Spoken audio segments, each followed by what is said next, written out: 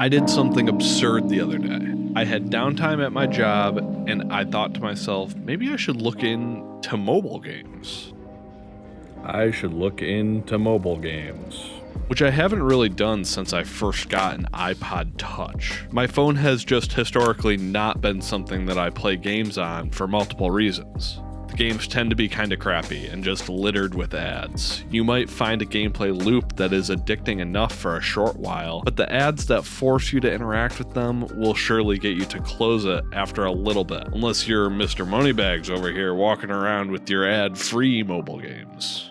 Another issue is the curation on the App Store. It's always just been a nightmare. I used to rely on the charts back in the day, but now the same old games just float to the top. Your Minecrafts, or Fortnites, or PUBGs, or Clash of Clans. All of these are fine and all, but for my purposes, I'm looking for something a little more unique. And this curation issue has somewhat been solved with Apple Arcade containing some actual good games. So I paid $5, looked at interesting ones, set a few to download, and then I got Tetris for free outside of that subscription, and goddammit, I guess I just didn't need to pay that $5, but whatever, it's fine. The point is that Tetris is now on my phone. And this is the first time the game has ever clicked with me, more than just seeing it as a novelty arcade game. Breaking news, guys, this here Tetris game, it's pretty good.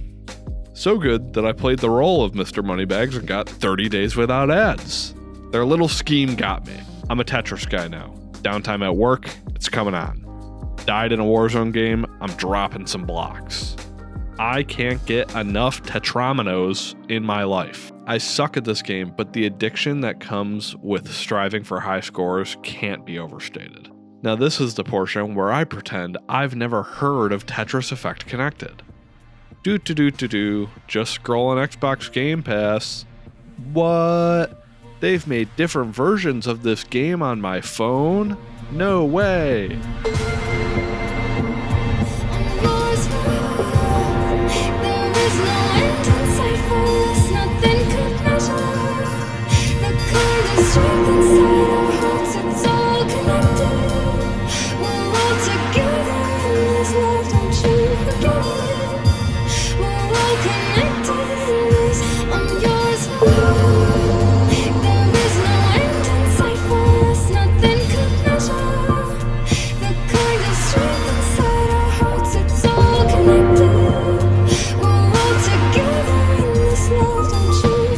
Tetris Effect is an iteration on the classic that was originally released in 2018.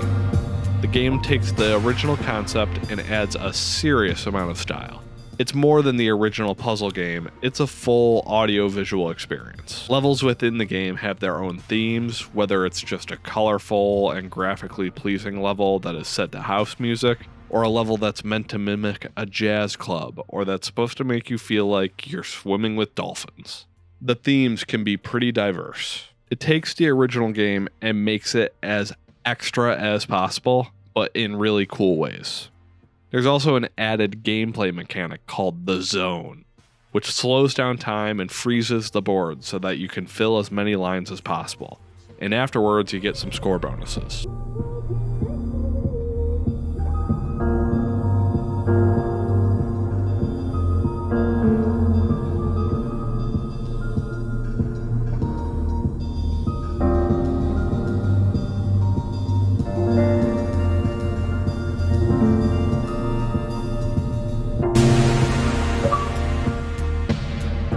The mechanic is meant to be a play on the sensation that Tetris can create, the feeling of being in a flow state, or the zone. I think this mechanic properly identifies why Tetris has prevailed for so long. On the surface, it's a simple arcade puzzle game, but when you're able to reach a point in playing where you aren't thinking, yet you are continuing your run to perfection, that is a reward in itself. As an aside, I played another game on Game Pass a couple weeks ago. The game Genesis Noir, developed by Feral Cat Den, is a black and white point-and-click adventure with heavy jazz influences.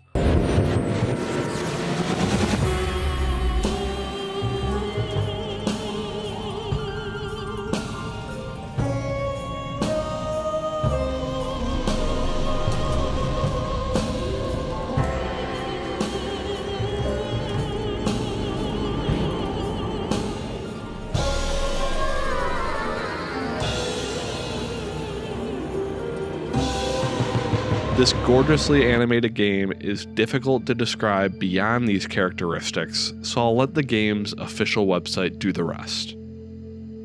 Genesis Noir is set before, during, and after the Big Bang. To save your love, you must stop the expansion of the universe. Even this game's website is gorgeous to go through as it's heavily stylized like the game itself, but the problem lies in that obtuse description. I only played about an hour of what is reportedly a 4-hour game because the style wasn't enough. The writing followed suit with that abstract description from the website, and the gameplay felt so unnecessary to me. There was no dialogue, and its method of storytelling was relatively minimalistic.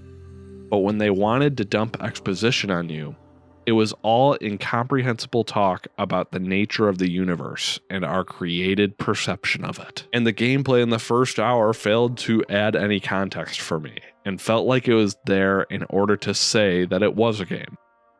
But the game is pretty, and clearly wanted me to feel something, and maybe it could have by the end, but 4 hours is a lot of time to do something that I wasn't enjoying. So that beautiful style that made me want to try the game was wasted on me. If you try it yourself, I hope you find more enjoyment.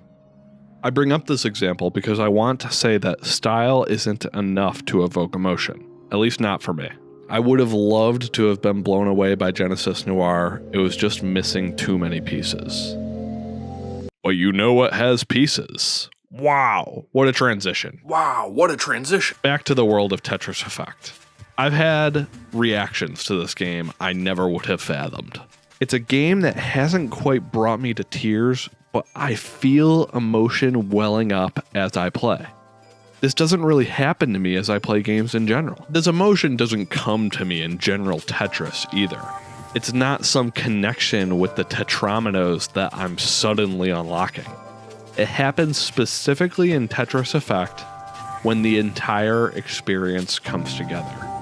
When I'm really rolling in a level, finding myself in that zone with the music just right, and as I disconnect from the part of me that is focused on the act of playing Tetris, I'm able to fully experience the visuals, and I just get assaulted by the whole experience of a level unfolding before me. It's a truly sublime feeling, but it's one that can't come from style alone or gameplay alone. It only comes because the two work in harmony together. The most important functionality that I've yet to mention in Tetris Effect is the noises that come from your tetrominos. As you move and rotate them, the sounds they make are the sounds of the music within the level.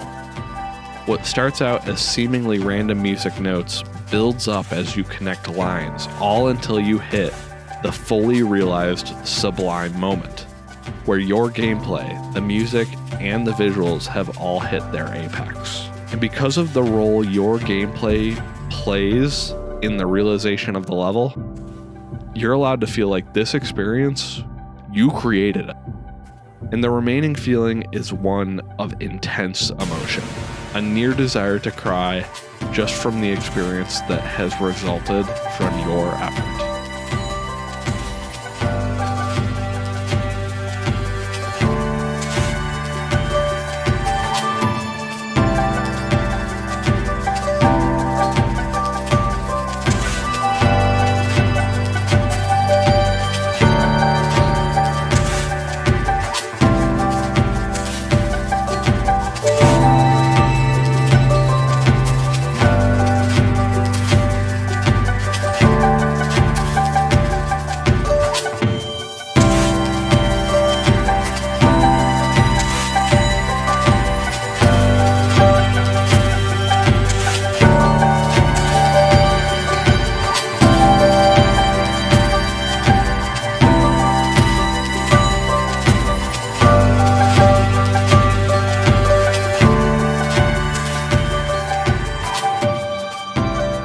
Emotions and gaming honestly don't jive that often together for me, but this topic has been on my mind a lot lately because of a recent episode of the BNY Gaming podcast I did, which is linked in the description below, where we talked about how games may or may not make us emotional. So please check that out if it interests you. Other than that, Thank you for watching, and I'll see you all next time.